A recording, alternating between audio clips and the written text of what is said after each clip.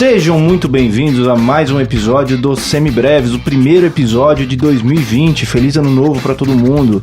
E nesse episódio, número 19, nós vamos falar sobre funções harmônicas. Meu nome é Pedro Gianchizzuri e como sempre estou aqui com o Daniel Lima. Feliz ano novo, meu povo, é isso aí, vamos lá, acabaram as férias, vamos tirar o pó dos livros, dos instrumentos e vamos à luta. Mais um ano de muito aprendizado e felicidade para vocês. E já vamos começar o ano bem, com um assunto cabeludíssimo. É, quase tão cabeludo quanto eu. Aquele assunto para deixar todo mundo com a orelha em pé já. Exatamente. Mas assim que é bom, já vamos começar com um assunto bom, um assunto que é interessante, importante, que todo mundo precisa saber. É um assunto que começa a fazer diferença na hora de tocar mesmo, né? O assunto da teoria. Exato. É aqui onde a gente vai entender a função de cada um dos acordes e isso ajuda a gente não só pra gente ficar falando da raiz quadrada do Ré menor, mas isso também ajuda na hora de como a gente vai dar as intenções na hora de improvisar, na hora de tocar, na hora de harmonizar, quais são as intenções que a gente tem que dar e o encaminhamento melódico e harmônico que a gente tem que dar em cada um desses acordes, né? É importantíssimo entender isso daí. Muita gente acaba entendendo essas coisas de forma empírica, né? No ponto de vista da intuição, de tanto ouvir os grandes músicos fazendo, mas quando a gente entende isso do começo ao fim, faz uma diferença absurda na hora de tocar. Sem dúvida, né? Essa nossa jornada pelo mundo da teoria, ela está nos trazendo talvez a parte mais interessante de todas desse estudo, né? Que é uma pequena parte, ou talvez a maior delas, chamar de pequena é subjugá-la, né? É diminuí-la, que é a parte do estudo de harmonia. No episódio passado, no último episódio de 2019, nós começamos a ter contato com o que se chama de campo harmônico, né? A gente especificamente falou do campo harmônico maior, né? E essa vinha naquela direção da resposta para as 3 perguntas que eu fiz lá no começo, lá nos primeiros episódios, né? Eu sempre uso essa analogia para explicar qual vai ser a rotina de estudo e em que direção nós vamos tomar. Quem me apresentou essa teoria das 3 perguntas foi o grande didata, pianista, sideman, artista fantástico chamado Hilton Jorge Valente, ou mais conhecido como Gogô. Ele me deu aula de harmonia na Unicamp, lá no milênio passado, no milênio não, mas na década passada, há 2 décadas atrás, não foi exatamente no milênio passado. E ele tinha uma sagacidade para pontuar as coisas na aula, né? E usava essa teoria das 3 perguntas. Ele dizia que nós trabalhávamos com entidades especiais quando falando do estudo de harmonia. Quem são essas entidades? São os acordes. Então a gente tinha que responder 3 questões fundamentais que eram: quem são, onde moram e como se movimentam essas entidades, como se movimentam os acordes, onde moram os acordes e quem são. Quem são nós já respondemos, né, Pedro? Nós são aquelas famílias de tríades e tétrades que a gente falou lá no começo. Aprendeu como monta, aprendeu a reconhecer auditivamente, etc. Onde moram? Dentro do campo harmônico. Até o presente momento a gente viu o campo harmônico maior. É o único? Não é o único. Mas os outros se criam a partir da relação que tem com o mesmo. São derivações do campo harmônico maior. E a terceira questão é como se movimentam. Isso, mas antes de você responder essa pergunta, como agora nós somos podcasters já velhacos de guerra, agora a gente vai fazer uma pausa para os nossos intervalos comerciais. Agora que você deu esse gancho, vamos deixar essa pergunta no ar. Enquanto isso, vamos falar para você entrar lá no nosso site, no semibreves.com.br, www.semibreves.com.br, para você pegar o material de apoio dessa aula e das outras aulas que a gente já fez ao longo do ano passado, onde tem um resumo por escrito de todos os episódios. Dá para você ouvir o episódio direto da postagem e ler também o nosso material de apoio. Nos siga também nas redes sociais, no Facebook, no Instagram e no Twitter. Em todas elas nós somos o @semibrevespod. No Instagram a gente coloca sempre stories com alguns exercícios para você fazer durante a semana para fixar a matéria. Em qualquer uma delas você pode entrar em contato com a gente, manda uma mensagem, faz um comentário nas postagens, manda uma mensagem no direct, ou então manda um e-mail pra gente, o semibrevespodcast@gmail.com. Esqueci alguma coisa? Não, foi praticamente um João Kleber, né? Foi tipo um para. Exatamente. Não, a gente espetacular, espetacular. A gente vai aprendendo algumas coisas.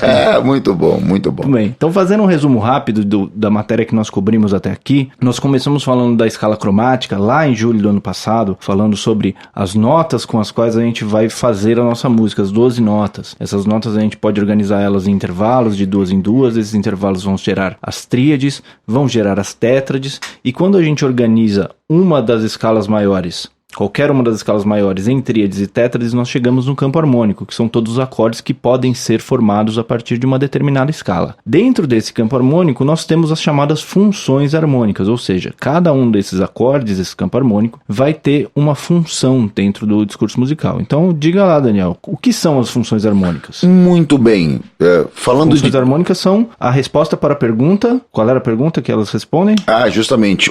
Como se movimentam os acordes. A terceira das nossas grandes questões, né? Muito bem. Antes da gente falar como os acordes se movimentam, é importante a gente pontuar aqui. A construção do discurso musical, ela vai mais ou menos na mesma direção do que um discurso oral ou escrito, né? Você vai construindo uma ideia, desenvolvendo e concluindo. E, para tanto, a gente usa de apoio dessas melodias os acordes que vão gerar essas funções no discurso. Bom, historicamente, essas questões de harmonias de apoio e funções harmônicas, elas vão lá do começo da polifonia, né? Da harmonia lá do período barroco, com a harmonia de Bach, né? O cravo bem temperado, aquelas coisas já mostravam essas soluções para o tonalismo. Ele criou, de acordo com essa teoria que é o tonalismo, que é o que a gente estuda até o presente momento, 3 funções básicas que eram utilizadas para ilustrar e apoiar o discurso melódico e, consequentemente, dar a sensação para o ouvinte se isso está iniciando, desenvolvendo ou concluindo. Basicamente é isso.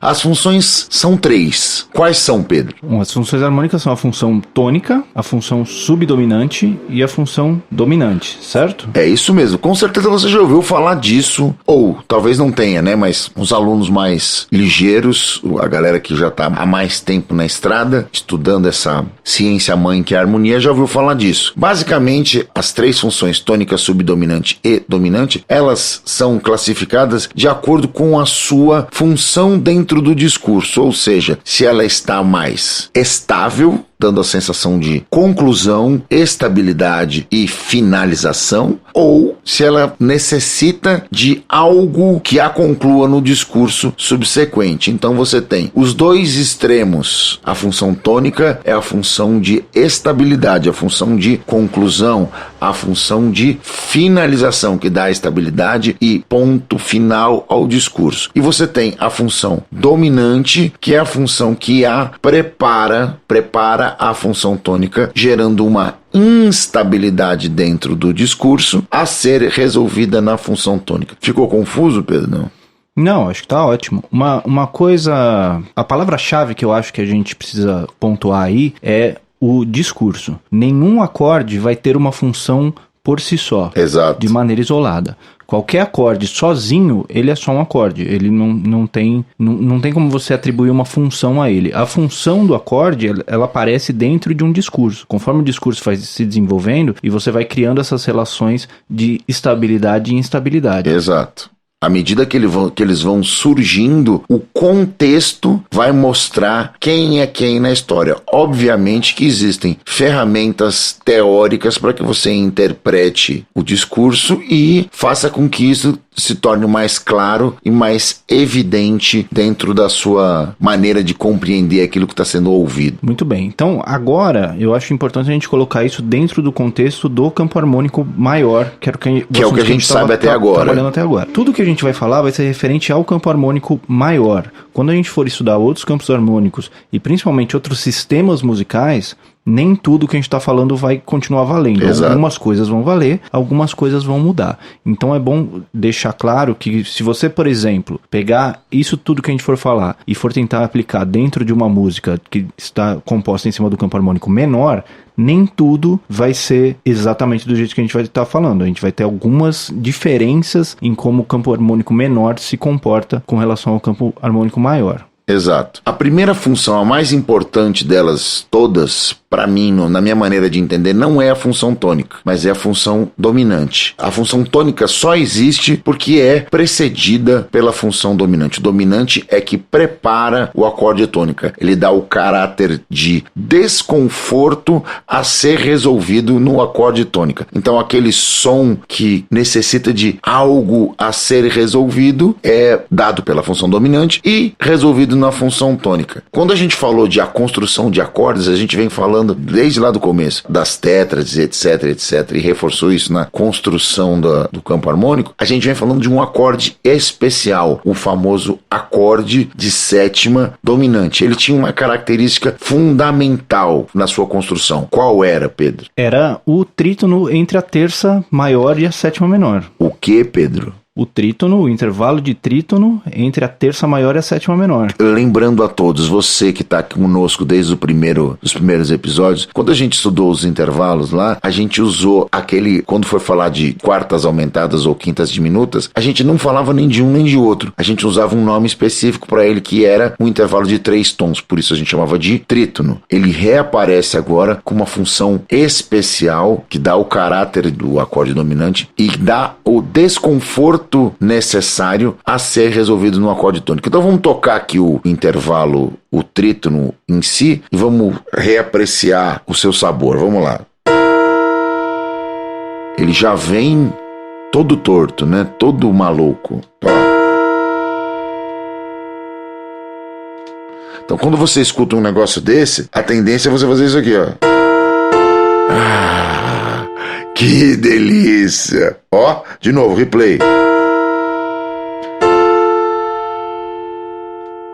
Quando você vai para a segunda situação, você tem estabilidade, você tem conclusão, você tem repouso, você pode chamar do que você quiser, mas a ideia é que você marcha do dominante para o acorde tônica com uma situação específica e notas atrativas dos mesmos faz com que essa marcha se torne a mais importante até agora no que a gente vai falar de tonalismo. A presença da resolução do trítono com expectativa vindo do acorde dominante para o acorde tônica é a característica fundamental da música tonal. A música tonal ela vai trabalhar com a ideia de você polarizar certas notas para você resolver elas, né? Você cria tensão para você resolver em certas notas. O princípio básico disso são essas relações de dominante e tônica. Esse é o primeiro fundamento. A princípio, resolvendo sempre num acorde de função tônica. Essas funções harmônicas, elas vão estar sempre nos mesmos acordes dentro do campo harmônico? Elas têm lugares específicos onde elas moram, né? Vamos falar sobre essas funções. Quem são esses acordes dessas funções? Lembrando você tem lá os 7 acordes do campo harmônico maior. 1 e 4 maior, 2, 3 e 6 menor, 5 dominante e 7 meio diminuto. Lembra disso? Vamos tocar esse campo harmônico uma vez? Vamos tocar Passar lá. Pelos 7 vamos acordes. Lá. Então tudo em Dó maior, ok? Então vamos lá. Dó maior com sétima maior. Ré menor com sétima menor. Mi menor com sétima menor.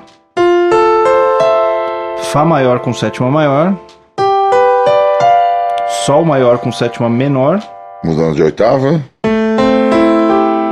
Lá menor com sétima menor. Si meio diminuto, que é um acorde menor com quinta diminuta. Chegando de novo no Dó maior com sétima maior. Isso a gente já viu lá no episódio anterior, já são velhos conhecidos de vocês já têm a exata noção do que a gente está falando. Se você não lembra, ficou aí, apagou isso da sua cabeça nas férias, volta lá no episódio anterior e relembre. Esse é o interessante do podcast, você pode ir ouvir de novo. Isso. Você não perdeu a aula. Quantas vezes você quiser. É aquela história do cara que gravava as aulas da faculdade, levava o gravador e gravava. Não sei o que ele fazia com aquilo, mas no nosso caso as aulas já estão gravadas, então você já tem o que fazer, pode escutar de novo. novo, não tem problema nenhum. Então vamos lá, Pedro. Definimos então as 7 crianças com quem nós vamos tomar conta agora. Voltamos para a pergunta de quem são, né? Lembramos quem são. Lembramos quem são. Falamos onde moram agora, no campo harmônico. No caso, o Dó maior com sétima maior, primeiro grau, Ré menor com sétima menor, segundo grau, Mi menor com sétima menor, terceiro grau, Fá maior com sétima maior, quarto grau, Sol maior com sétima menor, quinto grau, Lá menor com sétima menor, sexto grau, Si meio diminuto, sétimo grau. Exatamente. São os lugares onde eles moram. Exatamente isso. Muito bem. Cada um desses acordes vai ter uma função harmônica específica, que vai ser mantida enquanto as relações do tonalismo forem o sistema vigente no nosso discurso. Uns 500 anos, mais ou menos. Uns 500 anos. Bom, né? Então é isso aí, vamos lá. Pensando nisso, pensando nessa nova relação. Quem é o acorde tônica, o acorde que dá caráter de finalização? Como o próprio nome sugere, é o acorde número 1. O acorde que dá nome ao tom, que dá a própria tonalidade. No caso do campo harmônico de Dó maior que a gente está tocando, é ninguém mais, ninguém menos que o Dó com sétima maior.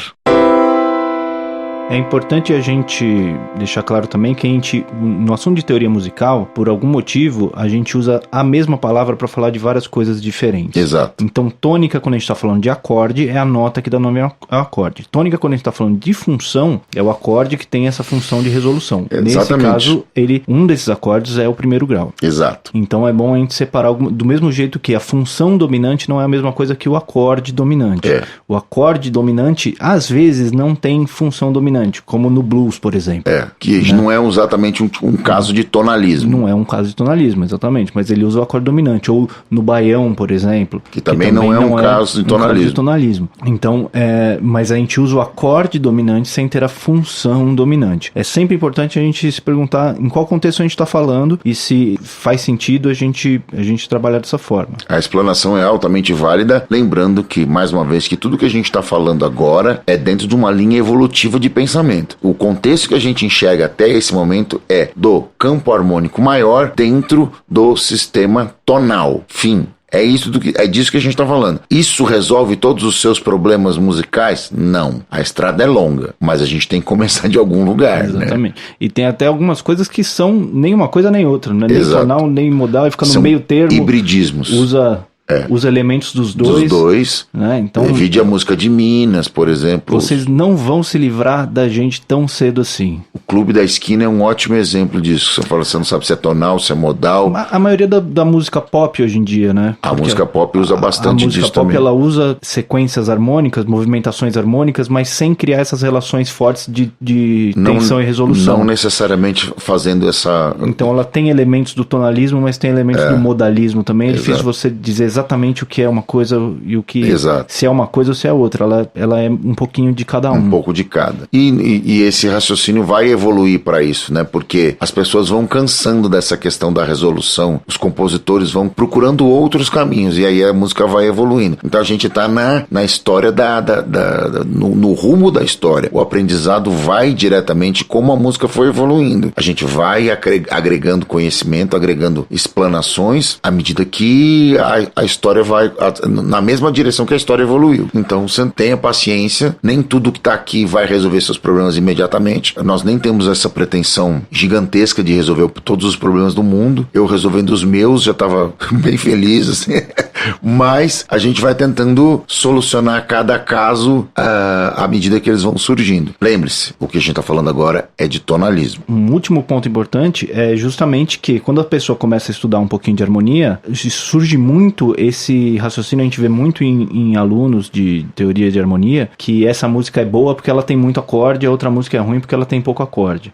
Né? E isso nem sempre faz sentido. Você tem sistemas diferentes que nem sempre faz sentido. Não é porque você pega uma música pop que você vai colocar um monte de acorde e ela vai ficar melhor. Muitas vezes ela vai ficar pior porque aquele monte de acorde não se relaciona com o discurso que ela está tentando fazer. A gente tem vários exemplos disso, né? Hoje tem diversas pessoas, grupos e artistas que se dedicam a fazer releituras de música pop em outros contextos. Caras que fazem contexto jazzístico ou jazz, né? Coisas de swing. Caras que fazem com leituras de rock dos anos 50, com sucessos novos, como os baseballs. Você tem... Postmodern Jukebox. Esse é o que eu tô falando do leitura de swing. Inclusive inclusive quem me alertou para essa banda foi o meu querido aluno Petro Salles, que com certeza vai estar nos ouvindo, que ele não perde um episódio. Então, Petros, um abraço, meu querido. Obrigado por essa indicação, valeu demais. Gostei demais dessa banda. Tem também os caras que fazem meio fusion, né? Como é que tipo é o nome? Dirty Loops e então, adjacências. Com resultados, Quanto ao resultado, às vezes eu legal, gosto, às vezes eu não gosto.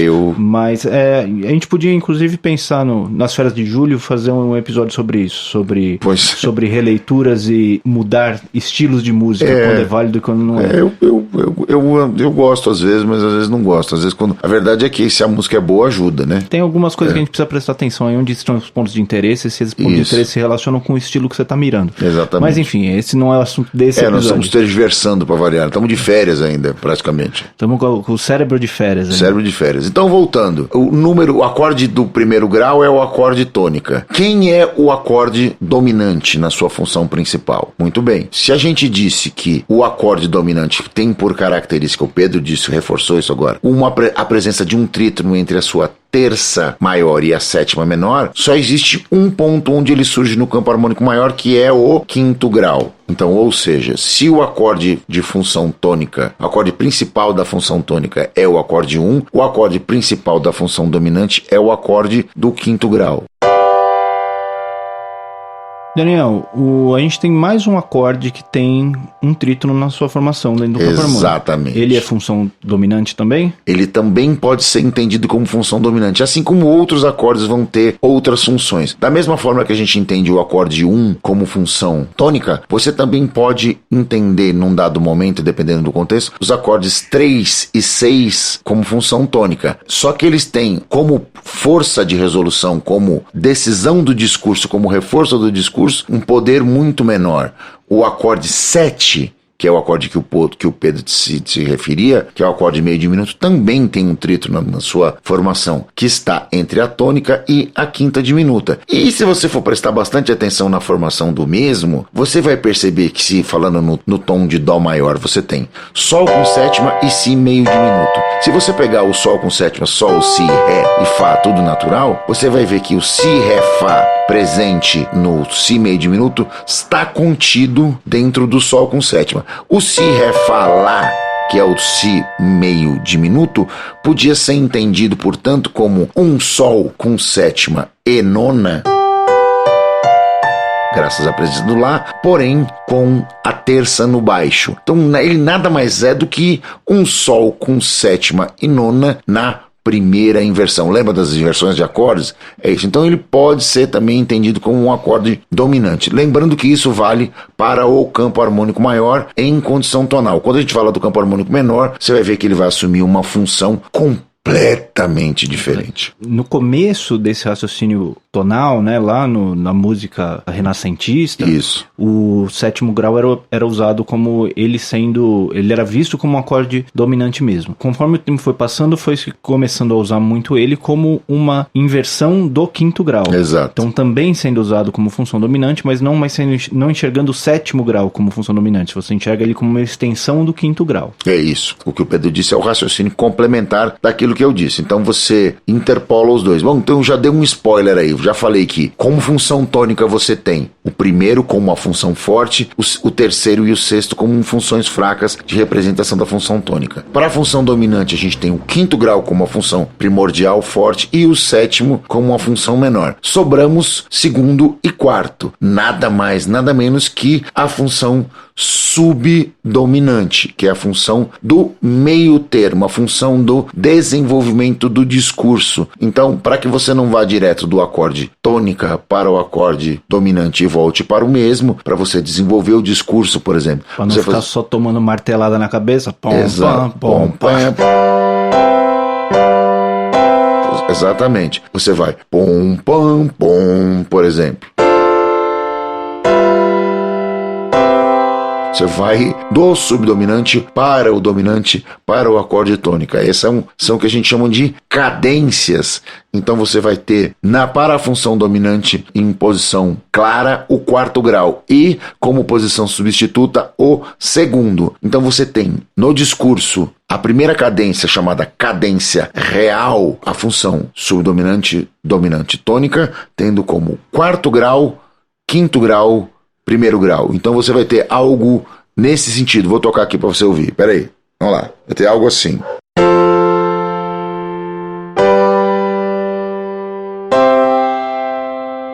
Desse jeito, ela vai soar dessa forma. Toquei triadicamente porque era o que se fazia quando se começou a imaginar essas cadências, ainda lá na música barroca, lá falando de Bach. Ele foi o primeiro cara que começou a estabelecer esse discurso, essa sedimentação de conhecimento. Então, recapitulando, função harmônica forte, função tônica, 1, função dominante, 5, função subdominante, 4, com a subdominante, elas são muito mais equilibradas do que as outras, o 2 e o 4 estão muito mais próximos em força do que o 1, o 3 e o 6 para as tônicas e o 5 e o 7 para os dominantes. Só deixando uma isca para quem for um pouquinho mais curioso e tiver a fim de pesquisar um pouquinho por conta própria, a gente vai chegar lá. Mas quem quiser se aventurar por conta própria, é legal prestar atenção que todas essas relações que a gente está falando, o acorde tônica, primeiro, terceiro e sexto grau. O acorde dominante, que é quinto e sétimo. O acorde subdominante, que é segundo e quarto. Todas essas relações são relações de terças. Vizinhos de terças. Então, se você quiser entender um pouquinho mais como se dão essas relações, procure entender por que essas relações se dão com relações de terças. Exato. Como spoiler, é o que a gente chama de... Um spoilerzinho, só uma dica. Mas a gente vai chegar lá. A gente vai desenvolver o assunto até chegar lá. Exatamente. Bom, então, recapitulando o assunto, tentando deixar um pouquinho mais claro, nós vamos ter 3 funções dentro do campo harmônico maior. Função tônica, função dominante, função subdominante. A função tônica vai ser aquela sensação de cheguei em casa. Aquela sensação de resolução, aquela sensação de finalização, sensação de estabilidade. A função dominante, ela vai ser a que vai gerar a sensação da função tônica, porque é ela que vai gerar o desconforto que vai fazer você sentir esse alívio quando você chega na função tônica. É aquela coisa, você não pode ter saudade de casa se você não sai de casa. Exato. A função subdominante vai ser a função que vai servir de meio do caminho entre uma e outra. Então é aquela sensação que você saiu de casa, mas você ainda não está desconfortável. Você saiu da sua função tônica, mas você está curtindo o rolê até você chegar na função dominante, que vai ter essa sensação de resolução depois dela. Isso. Exatamente isso. Então, lembrando isso dentro do campo harmônico, são acordes de função tônica. O 1, forte, 3 e 6, fracos. São acordes de função subdominante. O 2 e o 4, quase que em condições de equilíbrio. E são acordes de função dominante. O 5, forte, e o 7, fraco. Lembrando que nós estamos falando do campo harmônico maior. Portanto, as funções fortes vão ser as dos acordes maiores. Exato. As funções mais fracas vão ser quando a gente vai para os acordes menores. É uma maneira interessante também de enxergar essa nova realidade. Muito bem, então acho que o resumo é mais ou menos esse. Falamos meia hora para depois resumir em 2 minutos, como sempre. Né? Como sempre. Muito bem, então vamos lá. Tem alguma coisa pra gente da primeira dica cultural de 2020, Daniel? Tem uma dica boa que eu assisti nas férias, eu reassisti na realidade, entrou no Netflix esse finalzinho de férias e eu acabei assistindo e eu me divirto demais, né? Porque eu sou um grande apreciador de malucos em geral, então eu reassisti a cinebiografia do Raul, o início, o fim e o meio. É um filme muito divertido, quase que um mix de documentário de cenas, depoimentos com a família, etc. Até coisas de show, uma coisa meio chapa branca, mas também com momentos hilários, assim, de participação do Paulo Coelho, que só por si só já vale. As ligações deles com a criação da sociedade alternativa e o Aleister Crowley, aquela satanista convicto, né? O cara que faça o que tu queres, há de ser tudo da lei, aquela coisa da liberdade sem limites, etc. É bem divertido, bem ilustrativo. A gente que toca na noite aqui, não sei se nas outras cidades do país, mas aqui em São Paulo, teve uma banalização do Raul Seixas e até uma desvalorização do trabalho dele, né? Com aquela piadinha horrenda do Toca Raul, etc. Mas o Raul Seixas é uma figura ímpar no cenário pop musical brasileiro. Ele é um cara que surgiu de dentro da indústria, já que ele era produtor musical, trabalhava com isso profissionalmente antes de ser artista, e quando resolve ser artista, resolve botar a própria empada em vez de colocar azeitona na empada dos outros, ele faz jus às suas raízes baianas, nordestinas e do rock básico, daquela coisa de influência do Elvis Presley, Chuck Berry, Little Richard e Jerry Lee Lewis e aquelas coisas tudo que ele ouvia na Bahia. Então ele é um mix muito interessante. E à medida que o discurso dele vai evoluindo, ele vai crescendo como artista, ele vai indo a direções mais esotéricas, políticas e explorando os novos caminhos de meio místicos, muito iniciado pela parceria dele com Paulo Coelho. Então é incrível, a obra dele é incrível, eu sou grande fã do Raul e fico muito chateado quando as pessoas desvalorizam, acham uma coisa menor, assim. O discurso dele é irreverente, atual e único do ponto de vista da história da música pop brasileira, então vale muito a pena. Raul, o início, o fim e o meio. Muito bom, muito bom. Eu tenho uma dica para hoje, que é um podcast, como sempre. Sempre. Que se chama História Preta. Ele tem alguns episódios sobre dicas que eu já dei aqui, então achei interessante me aprofundar um pouquinho mais. O episódio específico que eu tô falando é Deus e o Diabo na Encruzilhada, a origem do blues, onde ele fala sobre o Robert Johnson. Tem bastante coisa em comum com o documentário que eu já recomendei aqui, do Robert Johnson no Netflix também, que é O Diabo na Encruzilhada, se não me engano. Isso, é exatamente isso. E ele pega bate bastante na tecla da demonização do blues, como modo de literalmente você, né, o negócio do pacto com o diabo, é um jeito de você literalmente demonizar uma cultura e tentar afastar as pessoas daquilo e matar mesmo uma cultura, né? E esse podcast ele tem episódios sobre o Amarelo do Emicida, que eu também já recomendei aqui. Ele tem bastante coisas interessantes sobre música, vale a pena conferir lá o trabalho do História Preta. Muito bem. Muito bem, então é isso, encerramos nosso primeiro episódio de 2020. Começamos com tudo, hein? Começamos com tudo, que venha mais um ano cheio de teoria aí pra gente, muita música pra todos nós. E mais alguma coisa pra finalizar? Não, é isso aí mesmo. Então é isso aí, esse foi o Semibreves número 19 de Funções Harmônicas, o Semibreves que é apresentado por Pedro Janquizuri e Daniel Lima, produzido por Pedro Janquizuri e Daniel Lima, tem edição de Pedro Janquizuri e consultoria técnica de Marco Bonito. Muito obrigado a todo mundo que ouviu até aqui e até semana que vem. Feliz 2020. Obrigado, gente. Feliz ano novo e a gente se ouve. Um abraço.